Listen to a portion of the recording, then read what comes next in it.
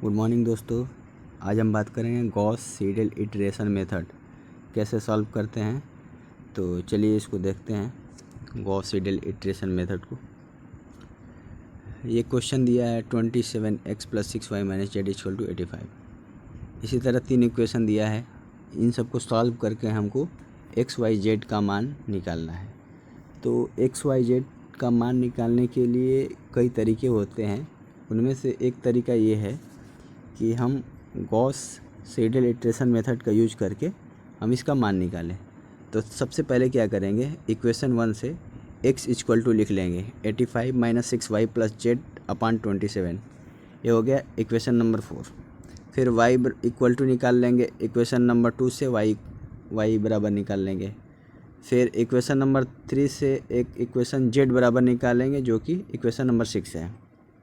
ठीक है, अब हम क्या करेंगे कि इक्वेशन 4 जो हमारा निकला है x बराबर 85 - 6y + z/27, इसमें हम क्या करेंगे कि y बराबर 0 और z बराबर 0 हम रखेंगे।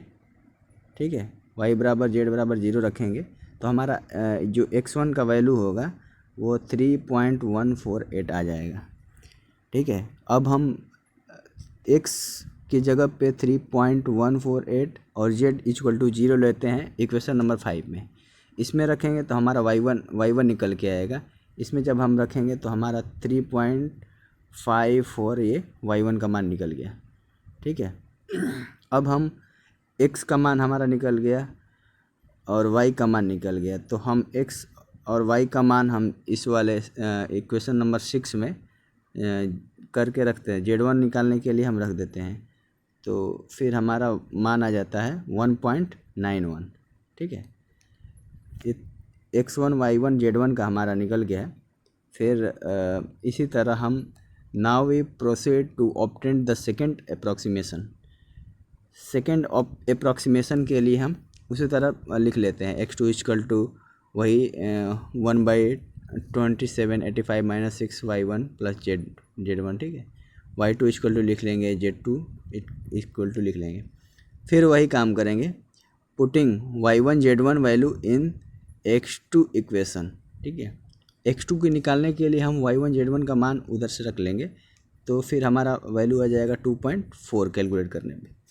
अगेन अब हमारा x2 का मान आ गया, फिर उसके बाद हमको y2 निकालना है, तो x2 और z1 का मान इसमें रख देंगे। ठीक है, y2 में x2 और z1 का मान रखेंगे तो हमारा y2 निकल के आएगा 3.58।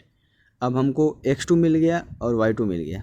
z2 निकालने के लिए इसमें हम x2 और y2 का मान रख देंगे, तो 1.92 इस z2 भी आ जाएगा। फिर वही मेथड अपनाएंगे। Now we proceed to obtain the third approximation. x की जगह पे x3 लिख लेंगे, बाकी सब इक्वेशन उतार लेंगे 85 - 6y2 + z2 ऐसे। ठीक है, तो फिर हमको x3 निकालना है, तो z2 का मान 1.92 और y2 का मान 3.58। ठीक है, तो हम इसको लिख लेंगे और x3 वाले इक्वेशन में हम यहाँ पे रख देंगे, तो x3 का मान हमारा आ जाएगा 2.42। ठीक है, 2.42 आ गया।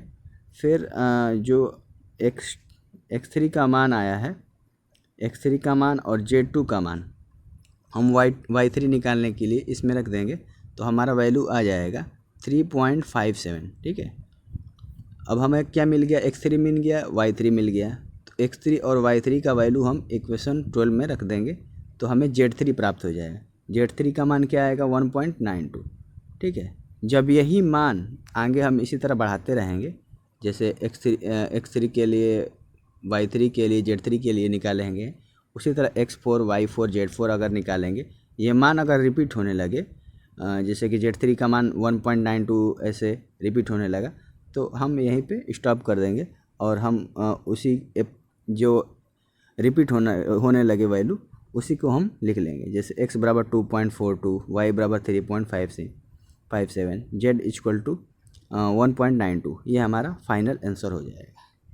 तो यही था गॉस सीडल मेथड जिसके थ्रू हम क्वेश्चन को सॉल्व कर सकते हैं।